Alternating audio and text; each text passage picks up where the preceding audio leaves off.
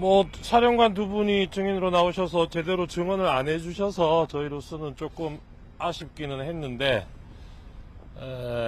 그래도 저희가 뭐 서증으로 제출했던 수사 기록들이 다 이 증거로 채택되는 거여서, 사실은 구체적인 진술들은 뭐 서증에 훨씬 더 구체적인 내용들이 있고, 저희는 그걸 가지고 뭐 주신문 준비도 했고 그런 내용을 좀 확인하고 싶었는데, 그 심판정에서 그 부분 뭐 증인들 얘기를 분명하게 들을 수가 없어서 그 부분은 조금 아쉽기는 한데, 어쨌든 저희가 입증 취지로 오늘 증인을 통해서 밝히고자 했던 부분들은 서정을 통해서도 충분히 밝힐 수 있을 것 같아서 크게 걱정할 일은 아닌 것 같습니다.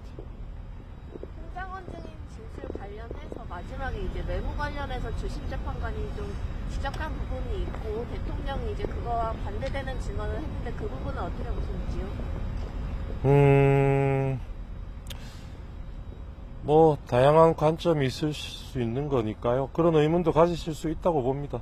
근데 증인이 나름대로 해명이 되지 않던가요? 저는 어떻게 보셨어요? 글쎄요. 그 부분은 금방 그 자리에서 선뜻 이해하기는 좀 어려워서 돌아가서 좀 곰곰이 생각해 보겠습니다. 호수 위에 달 그림자를 쏟는 느낌이다라는 발언에 대해서는 어떻게 생각하세요? 글쎄요. 그건 뭐 법적인 주장은 아닌 것 같아서 그러지 말씀드리지 않겠습니다. 다음 번 변동기일 때는 어떤 식으로 좀 준비하실 건지. 저희야 뭐 늘 준비하는 게 똑같죠. 뭐 다음 증인은 이제 아침부터 10시부터 하니까 준비할 시간도 좀 부족하고 마음은 좀 바쁘기는 하네요. 그래서 오늘 빨리 보내주셔야 돼. 날도 춥고 기자분들도 가셔야지. 그만합시다 오늘은. 우리 김총괄께서 하실 얘기 있습니까? 별로 없습니다. 네. 예. 정말 추운데 고생하시네요. 네, 고생하셨어요. 예. 한 가지 말씀드리면, 이제, 대통령이, 피청구인이 선거관리위원회에 본인이 이제, 계엄군을 보냈다라고 하는 발언. 그러니까, 대통령은 선거관리위원회가 헌법기관이고, 계엄 시에도 함부로 조치를 할 수 있는 기관이 아니라는 사실을 모르고 있었거나 알면서도 모른 척한 것이라는 스스로 이제 그 사실을 인정하는 발언을 했고, 그것만으로도 사실 중대한 헌법 위반이고 헌법기관에 대한 중대한 침해이기 때문에 그 부분에 대한 진술은 굉장히 중요한 의미가 있었던 진술이란 생각이 들었습니다. YTN 권율승이라는데요. 하나 여쭤보면, 오늘 증인 3명 중에 1명을 좀 진술 거부를 많이 했고 증언 거부를 많이 했고, 다른 2명은 좀 충돌되는 내용이 많았잖아요. 그 부분에 대해서 좀 어떻게 보셨는지. 결국에는 1명이 뭐 거짓말을 할 수 있다 볼 수도 있는 건데, 지금 국회 측에서 좀 어떻게 보셨나 좀 궁금합니다. 그걸 이제 뭐 수사 기록을 전체적으로 보셔야 그런 전체적으로 이게 어떤지가 감이 잡히실 텐데, 저희가 보기로는 뭐 단순히 사람 숫자가 아니고, 이게 이제 아무래도 있었던 대로 얘기하는 사람하고 뭔가 다른 얘기를 하는 사람들하고는 그게 차이가 있을 수밖에 없습니다. 그 진술은. 그 오늘 두 사람도 마찬가지고, 그게 이제 수사결락 보면 그런 허점들이 다 조사가 돼 있기 때문에 나중에 저희가 한번 지적할 기회가 있을 것 같아요.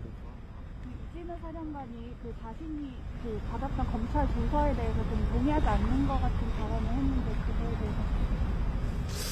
대해서 그 취지가 정확히 잘 이해가 안 되던데요. 저는 그게 동의하지 않는 건지, 아니면 이제 형사재판에서 그 증거에 대해서 아직 그 절차가 그렇게까지 진행이 안 됐던 모양이죠. 증거 인부를 하는 절차까지.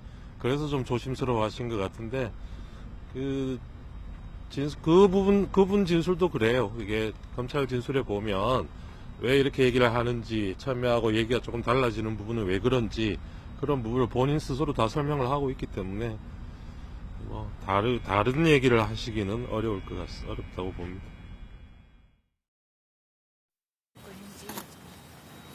여러분들께서 다 지켜보셨잖아요. 지켜보셨는데, 뭐 워딩의 한자 한자가 중요한 것이 아니고 객관적 상황이 어떻게 전개됐느냐, 그리고 일반 상식에 비춰서 그 말이 맞느냐, 이런 측면에서 보면 일부 이제 증인들이 진술한 부분들이 맞지 않는 부분들이 있었고, 또 우리가 예상하지 못했던 객관적인 상황에 대해서 진술을 함으로써 기존의 진술들 번복한 측면이 있습니다. 그래서 오히려 이제 공개된 법정에서 증인들이 증언을 함으로써 사실관계가 좀 더 드러나는 게 아닌가, 그렇게 생각을 합니다. 어떤 부분이 드러났다고 보시나요? 우선 무슨 끌어내니 뭐 이런 진술들과 관련해서 수방사령관 같은 경우는 안에 들어가지도 못했잖아요. 그리고 병력이 들어갔다는 게 14명 정도밖에 안 되고, 그런 상황에서 그리고 그 안에는 일반 시민들이 뭐 1000여 명 이상 있었다는 것이고, 이런 객관적인 상황들과 그 당시 어떤 전개됐던 그 국회 주변의 상황에 비추어 보면 기존에 알려진 진술들이 사실과 다를 수밖에 없다, 객관적으로 맞지 않는다, 이렇게 해석을 하는 거죠. 대통령께서 오늘 아무 일도 일어나지 않았다, 마치 호수 위에 달 그림자를 쫓는 것 같다, 이렇게 말씀하셨는데 네. 어떤 의미인지 좀 더 구체적으로 설명 부탁드립니다. 지금 많은 부분에서 이제 저는 내란몰이라는 표현을 씁니다. 많은 부분에서 뭐를 지시했다, 뭐를 요구했다, 어떻게 했다, 저떻게 했다는 많은 진술들이 있었습니다. 근데 그거에 따른 지시나 요구사항이라는 거에 따른 결과가 아무것도 없었습니다.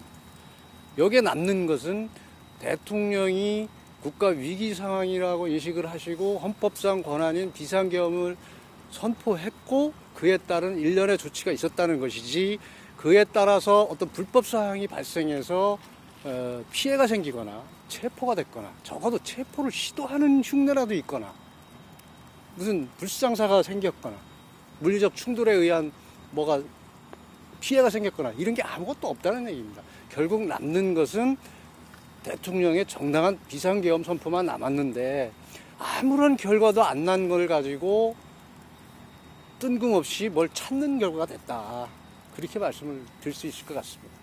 결국은 계엄이 선포됐고, 계엄에 따라서 국가 위기 상황, 국권 문란 질서를 바로잡으려고 하는 그것밖에 남는 게 없는데, 그것은 무시하고, 그것은 전혀 고려하지 않고 순전히 무슨 끌어내라 했느냐, 체포 지시를 했느냐, 어디 가서 뭘 했느냐 하는 이런 지엽적인 사항들만 남았습니다. 근데 그걸로 인한 아무런 결과가 생기지 않았다는 걸 말씀드리는 겁니다.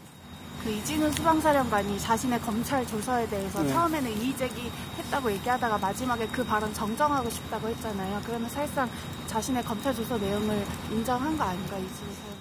그 이진우 사령관이 왜 그렇게 했는지 원래 뜻은 진위는 모르겠지만, 본인 스스로 처음에 딱 얘기했던 부분이 팩트라고 저는 생각을 합니다. 본인이 진술한 부분이 기억이 안 나는 부분이 많았다고도 수없이 얘기를 했고, 또 객관적으로 맞지 않는 상황도 많습니다.